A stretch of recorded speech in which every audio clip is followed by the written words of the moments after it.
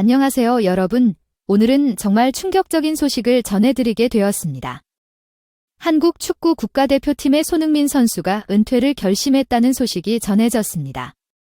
이 소식은 손흥민 선수의 아버지인 손흥정 감독이 직접 밝혔습니다.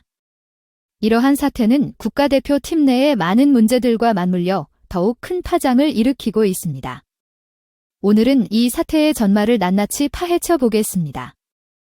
한국 축구 국가대표팀은 최근 몇 년간 성적 부진과 내부 갈등으로 많은 어려움을 겪어왔습니다. 이러한 상황에서 홍명보 감독의 지도력에 대한 의문이 제기되었고 선수들과 팬들 사이에서는 불만의 목소리가 커져갔습니다. 특히 많은 팬들은 홍명보 감독이 정몽규 회장의 지원을 받아 비정상적인 과정을 통해 선임되었다고 주장하며 강한 반발을 보였습니다. 손흥정 감독은 최근 인터뷰에서 아들 손흥민 선수가 국가대표팀 은퇴를 결심했다고 밝혔습니다. 손흥정 감독은 흥민이가 최근 팀 내의 문제들과 감독의 지도력에 대한 불만으로 인해 대표팀에서 은퇴하고자 한다며 정몽규 회장에게 이 사실을 알렸다고 말했습니다. 이 소식은 많은 이들에게 충격을 안겨주었고 팬들은 손흥민 선수를 지지하는 목소리를 높였습니다. 손흥민 선수의 은퇴 결심 소식이 전해지자 국가대표팀의 다른 선수들도 강한 반발을 보였습니다. 선수 23명 전원이 소집 명단에서 탈퇴하겠다고 선언하며 홍명보 감독의 교체를 요구하는 목소리가 커졌습니다. 이러한 사태는 국가대표 팀 내의 갈등이 크게 달했음을 보여줍니다. 정몽규 회장은 이 사태의 심각성을 인지하고 긴급회의를 소집하였습니다. 회의에서는 홍명보 감독의 거취에 대한 논의가 이루어졌고 선수들과의 대화를 통해 문제를 해결하고자 하는 노력이 계속되었습니다. 하지만 선수들의 반발은 쉽게 가라앉지 않았고 많은 선수들이 홍명보 감독의 교체를 강력히 요구했습니다. 긴급회의에서 모든 선수들이 홍명보 감독의 교체에 동의한다는 투표 결과가 나왔습니다. 이 투표 결과는 많은 이들에게 큰 충격을 안겨주었습니다. 홍명보 감독은 결국 고개를 숙이며 자신의 사퇴를 선언했습니다. 그는 팀을 위해 물러나겠다는 의사를 밝히며 앞으로의 한국 축구를 응원하겠다고 전했습니다.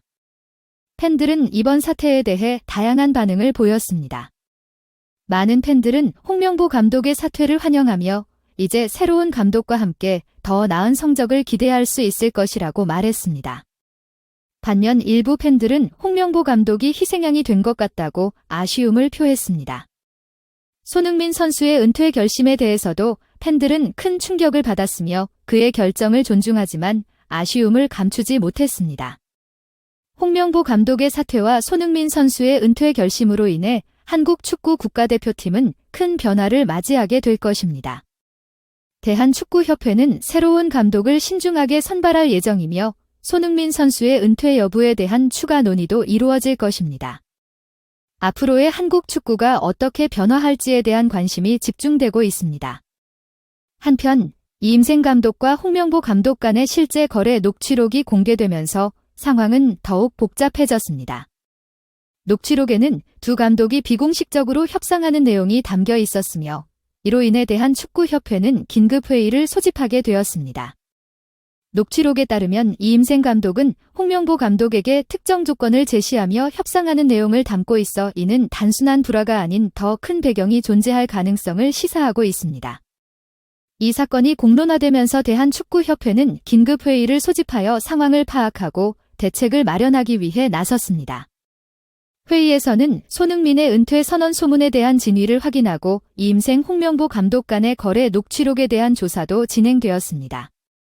대한축구협회 관계자는 현재 상황을 매우 심각하게 받아들이고 있으며 모든 가능성을 열어두고 조사 중이라고 밝혔습니다.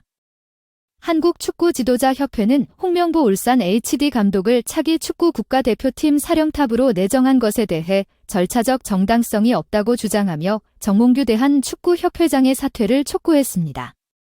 감독 선임 작업을 맡은 국가대표 전력 강화위원회가 위원장 사퇴로 5명만 남은 상황에서 새 감독 선임을 강행한 것은 문제가 있다는 것입니다.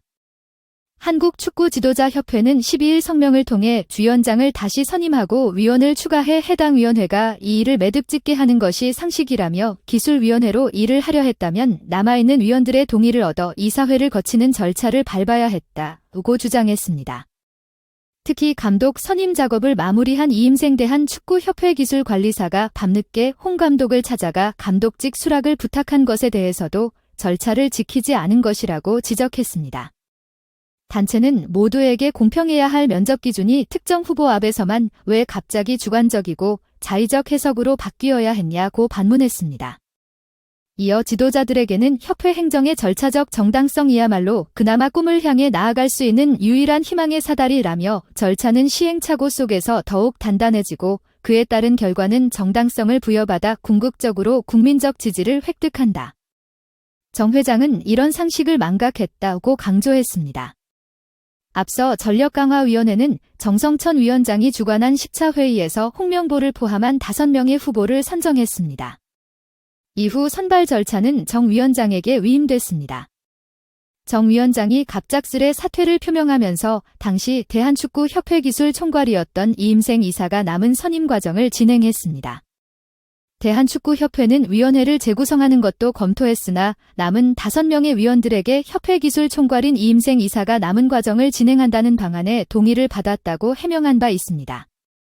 홍명보 감독이 울산과 공식적으로 결별하고 축구 국가대표팀 감독으로 새로운 출발을 하게 되었습니다.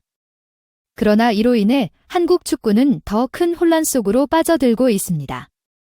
오늘은 한국 축구 국가대표팀에서 일어난 큰 사건에 대해 이야기해 보았습니다.